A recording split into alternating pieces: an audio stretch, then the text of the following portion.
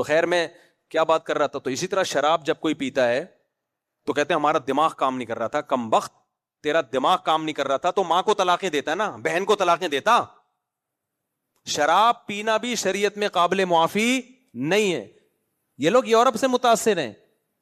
شراب پی کے اگر کوئی کسی بندے کو قتل کر دے تو شرابی کو قصاصاً قتل کیا جائے گا. حالانکہ قتل تو قصاص ذرا سے شبہے سے ساخط ہو جاتا ہے, لیکن یہاں شریعت کہتی ہے قاتل کو قتل کیا جائے گا.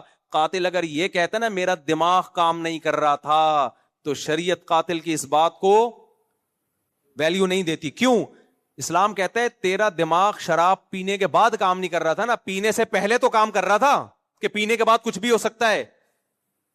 تو جب قتل معاف نہیں ہے تو طلاق کیسے معاف ہو گئی؟ طلاق قتل سے کم درجے کی چیز ہے. تو یہاں بھی امام حنیفہ کا موقف بہت جاندار شاندار ہے کہ قتل معاف نہیں ہے تو بیوی کو طلاق دینا کہاں سے معاف ہو گیا؟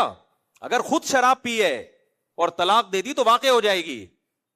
کیونکہ یہ کہنا کہ بالکل دماغ کام نہیں کر رہا تھا یہ غلط ہے. شرابیوں کمبختوں کا اتنا دماغ کام کر رہا ہوتا ہے کہ بہن کو طلاق دینی ہے, ماں کو دینی بھی, ہمیشہ کمبخت بیوی کو ہی دیں گے طلاق, کسی اجنبی کو نہیں دیں گے جا کے.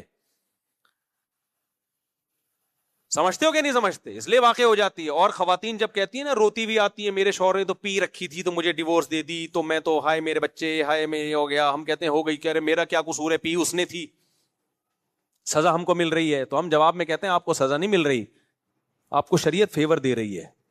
جو کمبخت نشہ کر کے 3 طلاقیں دے سکتا ہے وہ بیوی کو 3 گولیاں بھی مار سکتا ہے. جان سستے میں چھوٹ گئی آپ کی. کل وہ چاقو بھی مار سکتا تھا, بچوں کا گلا دی. شراب پی کے دیکھتے نہیں کیا یورپ امریکہ میں جہاں قانون کی اتنی بالادستی ہے, پورے ناپا جاتا ہے. ہم جو وہاں کسی یورپ کے کنٹری میں تھے, گاڑی جیسی رکی ایک بندہ آ گیا نا ناپنے کوئی آلہ لے کے, خیر ہمیں داڑیاں ٹوپیوں میں دیکھا چلا گیا. میں نے کہا یہ کیا ہے؟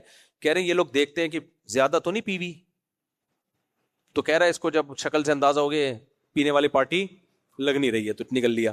کہہ رہی ہمیں سہولت ہے کہ ہمیں عام طور پہ جو مسلمانوں کو نہیں دیکھا جاتا, ورنہ گوروں کو چیک کرتے ہیں. تو اتنی چیکنگ کے بعد بھی ایسے خطرناک حادثات ہوتے ہیں پینے کے بعد کہ آپ کی سوچ.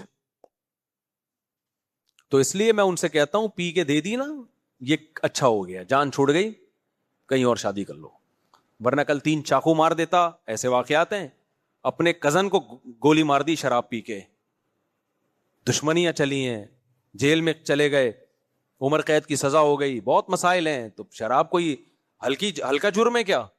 کچھ بھی ہو سکتا ہے بھائی پینے کے بعد.